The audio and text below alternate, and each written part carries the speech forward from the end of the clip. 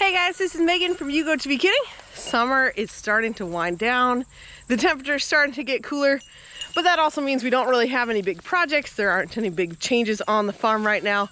So this week, we're just gonna talk about something that's been on our minds for a few weeks. And that is, should we keep these guys? Should we keep our dairy goats, or should we consider a milk cow? So we wanted to talk about it. I'm sure that that is a question that lots of people have. I know we've been trying to weigh it over. We've got some cons and some pros for both.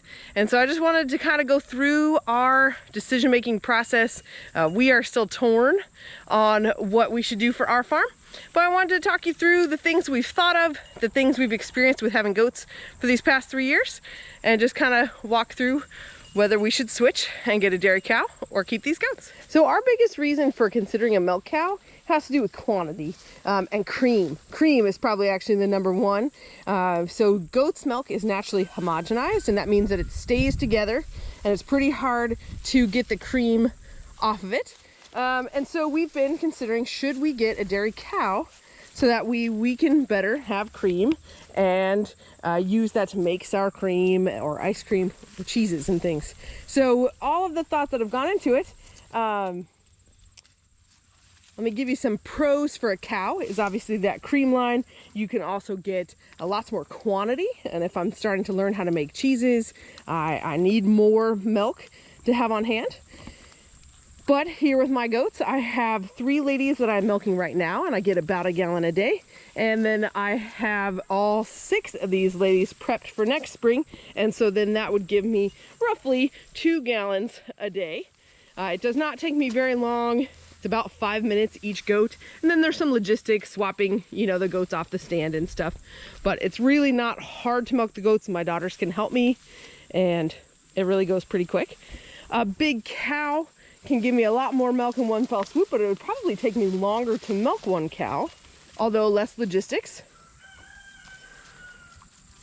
The biggest con for one cow that has kept me from switching has to be that it's just one animal. If one animal gets hurt or sick or injured or has a rough birth, like we could be out our entire dairy source in one animal, where these ladies, I've got 6 of them. So if somebody gets sick with worms or injured, I still have some replacements on hand. I'm not going to lose my whole milk source at the same time. So that's been a big consideration.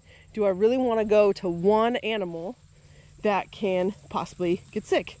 On the flip side, if I just had one cow, we could just have a single strand of electric fencing. We would not have to move these nets. We could just single strand this whole area here and run it in much larger pastures. It would be much easier to manage. We would only have one animal to move that would stay in a single strand. So that would be a huge blessing to simplify our processes and get us from moving animals. But at the same time, a cow is really big. A cow is huge. She could potentially be pretty dangerous for the kids. We've never had a cow. We had a donkey for a few months and kind of didn't have a great experience because we are so inexperienced with large animals like that. I know dairy cows have a reputation for being really awesome, and I know we'd get used to her, but when she goes in heat, they can be unpredictable, and they're just big. And that's a consideration with small kids on the farm. So it's definitely something we're thinking about. We're not sure how much that matters. We also have to deal with dry off time. So these ladies have to end up drying off usually around November after they've been bred. And then they're dry for about 3.5 to 4 months. And I think the cow's time is about the same. So if somebody knows better on that, I haven't looked up that number for sure. I think it's right around that same 3 to 4 month mark. So the animals being dry the same amount of time is not a huge deal. But then it leads me to think, well, maybe I should keep a couple of goats and have just a few goats that are off cycle from the cow so that we can have milk all the time. But if I still have goats and a cow, then that didn't simplify our routines. So you can see we've been going back and forth and back and forth, and there's not really a clear winner for us. A huge one is that we already have the goats. They're already here. So they do get I guess it's frustrating to move them. It's just tedious, you know, moving them around all the time. But they're already here. I don't have to invest any more money in them. A cow is a pretty large investment. It could be several $1,000s and all wrapped up in this one animal. And so that, I kind of keep coming around to that whole thing, one animal. Then there's also the issue of breeding season. So we have a buck on hand. He's been a pretty easy keeper. It really hasn't been too much trouble at all to have a buck on property. He gets smelly and stuff, but it's not been a problem. He's not hard to handle and he hasn't been dangerous. We don't have any interest in running a bull, so we would have to find an AI tech. We'd have to get familiar with the cow and figure out when she's in heat and what those signals are. I don't know if that's a huge problem, but it's something I don't know. And so it's a big learning curve. These goats I've had several years with. I know them pretty well. I kind of know what to do when they get sick or they need something. I know how to manage breeding. I know when they're in heat. So learning a new animal is just a little bit of a stressor, you know, trying to figure out something new on our farm. But it might be able to help us simplify. So trying to always kind of go through that. A huge thing for us that we're trying to figure out, whether it comes from 6 goats or from one big cow, is quantity. We want milk, enough milk to be able to make cheese. I've started making mozzarella and some soft cheeses, but I don't have enough milk to try any of the cheddars or Goudas or stuff like that. The recipes I've seen, or at least the ones I've been trying to work on, require 5 gallons. And for me, that would be 5-day-old milk.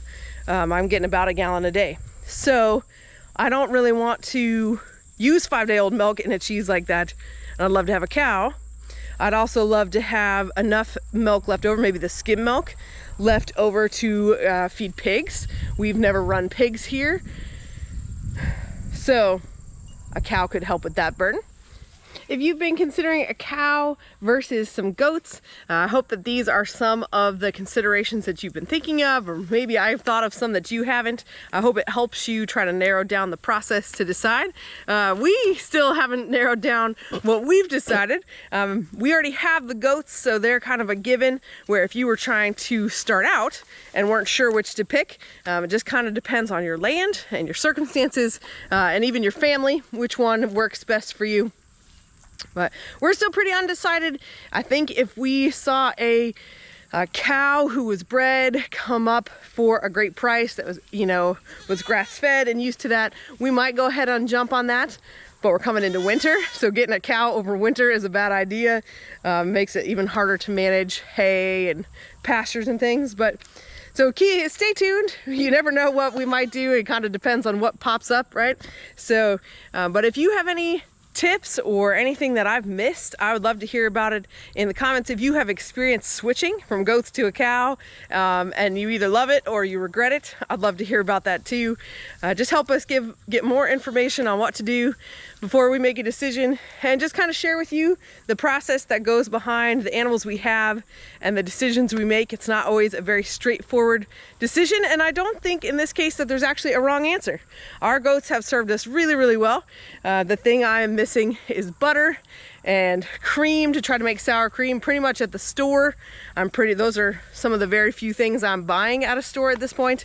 And so it always feels silly to be paying out for these dairy products when I have dairy animals. So maybe the next answer for me is to just buy a cream separator. Anyway, that's a decision we are playing with this winter. We've been thinking about it all summer. We actually even went and visited a cow at a farmer who raises grass-fed milk cows here nearby to us. So again, I hope this video helps you out if you are trying to make that decision for your own farm. And if you have any tips that could help us out, we'd love to hear it. Thanks for watching. We'll see you next week.